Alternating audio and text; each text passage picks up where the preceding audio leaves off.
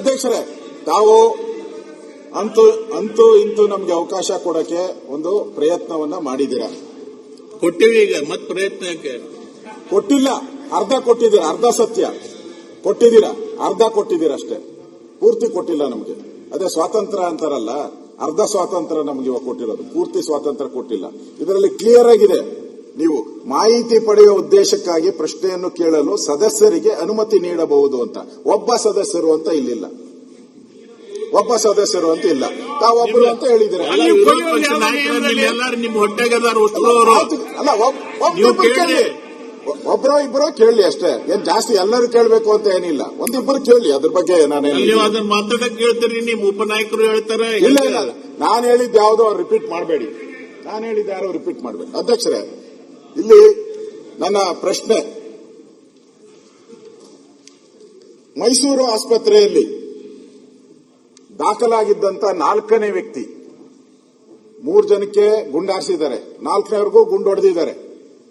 ಆ 4ನೇ ವ್ಯಕ್ತಿ ಮೈಸೂರು ಆಸ್ಪತ್ರೆಯಿಂದ ನಿಗೂಢವಾಗಿ ಕಾಣೆ ಆಗ್ತಾರೆ. ಯಾಕೆ ಕಾಣೆ ಆಗ್ತಾರೆ? ಆತ ಸತ್ಯ ಸಂಗತಿ ಬಯಲು ಮಾಡ್ತಾನೆ ಅಂತ ಏನೇ ಕಾಣೆ ಆಗ್ತಾರ? ಯಾಕೆ ಕಾಣೆ ಆಗ್ತಾರೆ? ಅದು ಅವನು ಇದುವರೆಗೂ ಸರ್ಕಾರ ಹೇಳಿಲ್ಲ. ಅವರು ಸ್ಟೇಟ್ಮೆಂಟ್ ಅಲ್ಲೂ ನಾನು ನೋಡಿದೆ, ಆ ಸ್ಟೇಟ್ಮೆಂಟ್ ಅಲ್ಲಿ ರಾಮಲಿಂಗಾರೆಡ್ಡಿ 4ನೇ ವ್ಯಕ್ತಿ ಇದ್ದಾನೆ. ಅಲ್ಲಿ ಎನ್ಕೌಂಟರ್ ಆದಂತಹ ಸಂದರ್ಭದಲ್ಲಿ 4ನೇ ವ್ಯಕ್ತಿ ಇದ್ದಾನೆ. ಆ 4ನೇ ವ್ಯಕ್ತಿ ಬಗ್ಗೆ ಇವರ ಸ್ಟೇಟ್ಮೆಂಟ್ ಅಲ್ಲಿ ಎಲ್ಲೂ ಇಲ್ಲ. ನನ್ನ ಪ್ರಶ್ನೆ ಸರ್ಕಾರಕ್ಕೆ, ಡೌಟ್ ಏನ್ ಬರ್ತಾ ಇದೆ ಜನಗಳಿಗೆ? ರೈತರ ಸಂಘ ಯಾಕೆ ಹೋರಾಟ ಮಾಡ್ತಾ ಇದ್ದಾರೆ? ರೈತರು ಯಾಕೆ ಹೋರಾಟ ಮಾಡ್ತಾ ಇದ್ದಾರೆ? 5,000 ಜನ ಯಾಕೆ ಸೇರ್ಬಿಟ್ರು? ಏನೋ ಇವನ್ ಕಾಡುಗಳ್ಳ ಅಂದಿದ್ರೆ, ವೀರಪ್ಪನ ಕಾಡುಗಳ್ಳ ಅಂತ ನಾವು ಕೇಳಿದ್ರಿ, ಇವ್ ಕಾಡುಗಳ್ಳ ಅಂತ ಹೇಳಿದ್ರೆ ಇಷ್ಟೊಂದು ಜನ 5,000 ಜನ ರೈತರೆಲ್ಲ ಬಂದು ಹಸಿರು ಟವಲ್ ಹಾಕೊಂಡು ಯಾಕೆ ಹೋರಾಟ ಮಾಡ್ತಾ ಇದ್ರು? ನನ್ನ ಪ್ರಶ್ನೆ.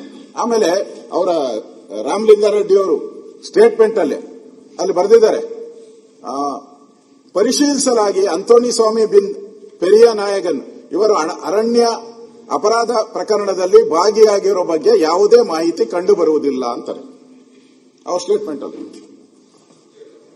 ಸತ್ಯ ಹೇಳವ್ರೆ ನೋಡಿ, ಬಾಲಕೃಷ್ಣ ಕರೆಕ್ಟ್ ಆಗಿ ಮಾತಾಡ್ತಾವ್ರೆ. ಸತ್ಯ ಇಲ್ಲ ಅಂದವ್ರನ್ನ ಹೆಂಗೆ ಎನ್ಕೌಂಟರ್ ಮಾಡ್ತೀರಾ? ಕಾಡುಗಳ್ಳ ಅಂತ ಹೆಂಗೆ ಎನ್ಕೌಂಟರ್ ಮಾಡ್ತೀರಾ ಅವನಿಗೆ?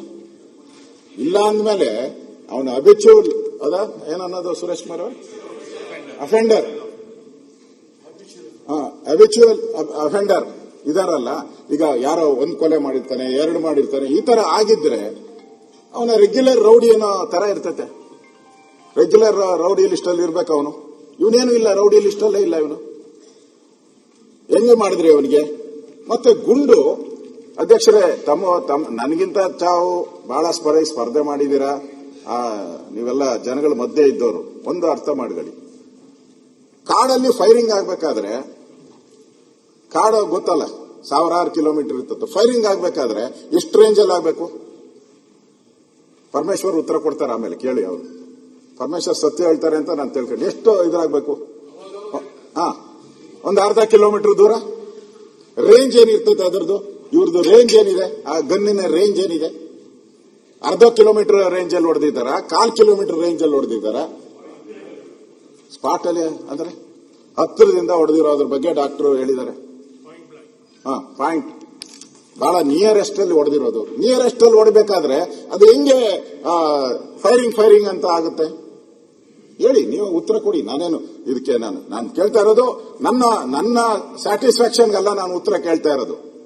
ಅಲ್ಲಿ ಯಾರು ಇಡೀ ರಾಜ್ಯದ ಜನ ಪ್ರಶ್ನೆಗಳನ್ನು ಕೇಳ್ತಾ ಇದ್ದಾರೆ, ಅಲ್ಲಿ ರೈತರು ಕೇಳ್ತಾ ಇದ್ದಾರೆ, ಅವ್ರ ಪ್ರಶ್ನೆ. ನೀವು ಆಯ್ತಪ್ಪ, ಅವನು ಆತ್ಮರಕ್ಷಣೆಗೆ, ರಾಮಲಿಂಗಾರೆಡ್ಡಿ ಅವರು ಆತ್ಮರಕ್ಷಣೆಗೆ ಮಾಡುವಂತ ಕಾನೂನು ಅಧಿಕಾರ ಇದೆ ನಮಗೆ ಅಂತ ಹೇಳಿ, ಯಾರಿಲ್ಲ ಅಂತ ಹೇಳಿದ್ರು. ಪೊಲೀಸರಿಗೆ ಆತ್ಮರಕ್ಷಣೆ ಮಾಡುವ ಅಧಿಕಾರ ಇದ್ದೇ ಇರ್ತತೆ, ಜನಗಳಿಗೂ ಹಂಗೆ ರಕ್ಷಣೆ ಮಾಡುವಂತ ಅಧಿಕಾರ ಜನಗಳಿಗೂ ಇದೆ ಸ್ವಾಮಿ. ಜನರ ಪ್ರಾಣನ ಹಂಗೆ ತೆಗಿಯಕ್ಕಾಗಲ್ಲ, ನೀವು ಸುಮ್ನೆ ತೆಗಿಯಕ್ಕಾಗಲ್ಲ. ಇನ್ನೊಂದು 3ನೇ ಪ್ರಶ್ನೆ ಅಧ್ಯಕ್ಷರೇ, ಇಷ್ಟು ಹತ್ತಿರದಿಂದ ಹೊಡೆದಿದ್ದೀರಾ ನೀವು, ನಿಯರೆಸ್ಟ್ ಹೊಡೆದಿದ್ದಾರೆ, ಅದು ಹೆಂಗಾಗ್ತೈತೆ? ಅದು ಇದು ನನ್ನ ಆತ್ಮರಕ್ಷಣೆಗೋಸ್ಕರ ಹೆಂಗಾಗ್ತೈತೆ? ನೀವು ಕಾಲಿಂದ ಕೆಳಗಡೆ ಹೊಡಿಬೋದಾಯ್ತು. ಹೃದಯಕ್ಕೆ ಹೊಡೆದಿದ್ದಾರೆ, ಕತ್ತು ಹೊಡೆದಿದ್ದಾರೆ ಅವ್ರಿಗೆ. ಓಕೆ, ಆಯ್ತು. ಅವರ ಸ್ಟೇಟ್ಮೆಂಟ್ ಅಲ್ಲಿ, ರಾಮಲಿಂಗಾರೆಡ್ಡಿ ಸ್ಟೇಟ್ಮೆಂಟ್ ಅಲ್ಲಿ ನಮಗೆ ಮಾಹಿತಿ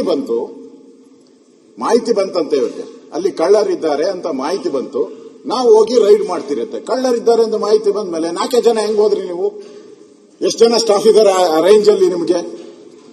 100-200 ಜನ ಇರ್ತಾರೆ.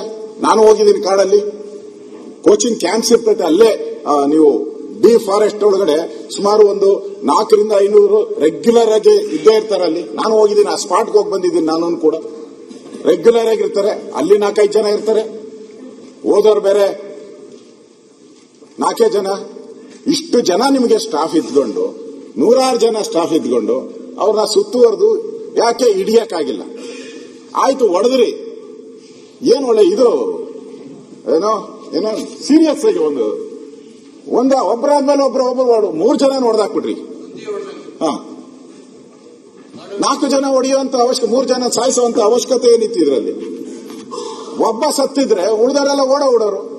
ಒಬ್ಬ ಸಾಯ್ಬೇಕು ಅಂತಾನೋ ನಾನು ಹೇಳಲ್ಲ,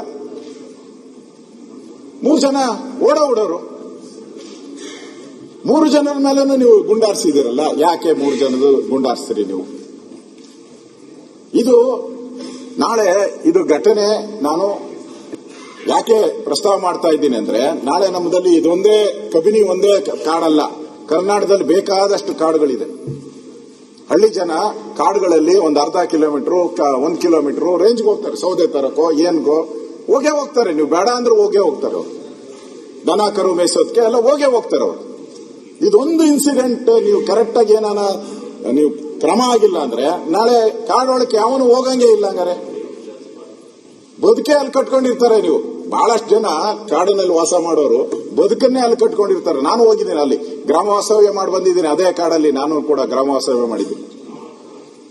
ನಾನು ಅಲ್ಲಿಗೆ ಅದರಿಂದ ನನಗನ್ಸುವಂಥದ್ದು ಈ ಹತ್ತಿರದಿಂದ ಯಾಕೆ ಗುಂಡುಗಳು ಬಂತು ಅನ್ನೋದು ಕೂಡ ನಮ್ಮ ಪ್ರಶ್ನೆ. ಮುಖ್ಯವಾಗಿ ಇಷ್ಟಕ್ಕೆ ನಾನು ಆಗಿದ್ರೆ ಇದ್ರ ಬಗ್ಗೆ ಖಂಡನ ನಿರ್ಣಯ ಮಾಡಿದ್ದಾರೆ ತಮಿಳುನಾಡಲ್ಲಿ. ಡಿಎಂಕೆ ಅವರು ಖಂಡನ ನಿರ್ಣಯ ಮಾಡಿದ್ದಾರೆ. ತಮಿಳರನ್ನ ಕೊಂದಿದ್ದೀರಾ ಅಂತ ಅವರು ಡೈರೆಕ್ಟ್ ಆಗಿ ಹೇಳಿದ್ದಾರೆ. ತಮಿಳರನ್ನ ಕೊಂದಿದ್ದೀರಾ ಅನ್ನೋ ಮಾತನ್ನ ಹೇಳಿದ್ದಾರೆ. ಆಮೇಲೆ ಅಲ್ಲಿ ಮುಖ್ಯಮಂತ್ರಿ ವಿಜಯನ್ ಅವರು ತಮಿಳರ ಹತ್ಯೆ ಬರ್ತಾ ಇದ್ದಾರೆ ನೋಡಿ, ತಮಿಳರ ಹತ್ಯೆ ರಾಜ್ಯ ಸರ್ಕಾರದಿಂದ ತಮಿಳರ ಹತ್ಯೆ. ಶನಿವಾರ ನಡೆಸಿದ ಎನ್ಕೌಂಟರ್ ಅಲ್ಲಿ 3 ತಮಿಳಿಗರು ಹತ್ಯೆ ಆಗಿರುವುದು ಖಂಡನೀಯ ಎಂದು ತಮಿಳುನಾಡು ಮುಖ್ಯಮಂತ್ರಿ ಜೋಸೆಫ್ ವಿಜಯನ್ ಭಾನುವಾರ ರಾತ್ರಿ ತಮ್ಮ ಎಕ್ಸ್ ಖಾತೆಯಲ್ಲಿ ಹಾಕಿದ್ದಾರೆ. ಈ ಘಟನೆ ಕುರಿತು ಕರ್ನಾಟಕ ಅರಣ್ಯ ಇಲಾಖೆ ನೀಡಿರುವ ವಿವರಣೆ ಸ್ವೀಕಾರಾರ್ಹ ಅಲ್ಲ ಅಂತ ಹೇಳಿದ್ದಾರೆ. ಮುಖ್ಯಮಂತ್ರಿ, ಒಬ್ಬ ರಾಜ್ಯದ ಮುಖ್ಯಮಂತ್ರಿ, ನಿಮ್ಮ ಪಾರ್ಟ್ನರ್ ಅವರು, INDA ಪಾರ್ಟ್ನರ್, ಅವರೇ ಹೇಳಿದ್ದಾರೆ ನಿಮ್ಮ ಫಾರೆಸ್ಟ್ ಡಿಪಾರ್ಟ್ಮೆಂಟ್ ಏನ್ ಕೊಟ್ಟಿದೆ ರಾಮಲಿಂಗಾರೆಡ್ಡಿ ಅವರು ಓದಿದ್ರಲ್ಲ, ಅದು ಸ್ವೀಕಾರಾರ್ಹ ಅಲ್ಲ ಅಂತ ಹೇಳಿದ್ದಾರೆ ಅವರು. ನಾನು ಈಗ ಓದಿದೆ, ವಿಜಯ್ಗೆ ಏನು ಕನ್ಸಲ್ಟ್ ಬಂದಿತ್ತ? ಕರೆಕ್ಟ್ ಆಗಿ ಹೇಳಿದ್ರಿ. ಹಂಗಾರೆ ಲಾಯಕ್ಕಿಲ್ಲ ಅಂತಾನೆ ಅವ್ರ ಮುಖ್ಯಮಂತ್ರಿಗೆ. ನೀವ್ ಹೇಳಿದ್ರೆ ಅದನ್ನೇ ಹೇಳ್ಬಿಡ್ತೀನಿ. ರಾಮಲಿಂಗಾರೆಡ್ಡಿ ಹೇಳಿದ್ರು ವಿಜಯನ್ ಲಾಯಕ್ಕಿಲ್ಲ ಮುಖ್ಯಮಂತ್ರಿಗೆ ಅಂತಾನ. ಸಭಾಧ್ಯಕ್ಷ 20 ಜನ ನೀಟ್ ವಿದ್ಯಾರ್ಥಿಗಳು